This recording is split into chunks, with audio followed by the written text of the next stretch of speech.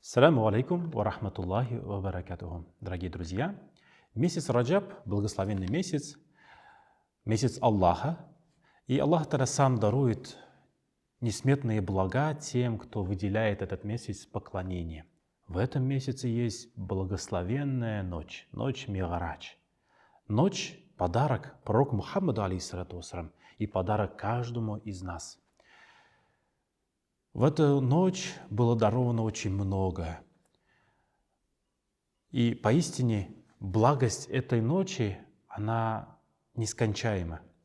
В эту ночь Аллах Та'аля даровал каждому из нас пятикратную молитву, то есть это пятикратное общение со Всевышним.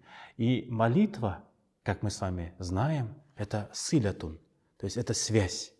Это связь со Всевышним. Чем крепче связь ваша, тем Всевышний Аллах Та'аля также будет по отношению к вам близок.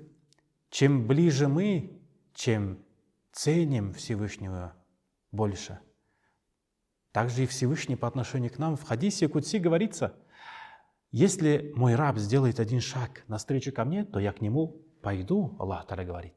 Если вы пойдете, то есть сделаете очень много шагов, ваша связь со Всевышним будет крепкая, то Аллах Та'аля навстречу к нам побежит. Поэтому давайте не упустим эту возможность. И пророк Мухаммад, алейхиссалату вассалям, в одном из хадисов говорит, в сборнике Аль-Байхаки приводится хадис, где пророк Мухаммад, алейхиссалату вассалям, рассказывает, что тот, кто постился в день Ми'радж и провел ночь Ми'радж в поклонении, того Аллах Та'аля одарит вознаграждением, как будто бы он держал пост целый век и молился целый век. Поэтому очень важно эту возможность не упустить. Поститься в этот день, день Ми'радж, а также провести ночь в поклонении. В поклонении Всевышнему Аллаху Та'аля, читая намазы, читая зикры, читая салаваты пророка Мухаммада, алейхиссалату вассалям. По милости Всевышнего Аллаха Та'аля, ночь Ми'радж попадает с 27 на 28 февраля 2022 года.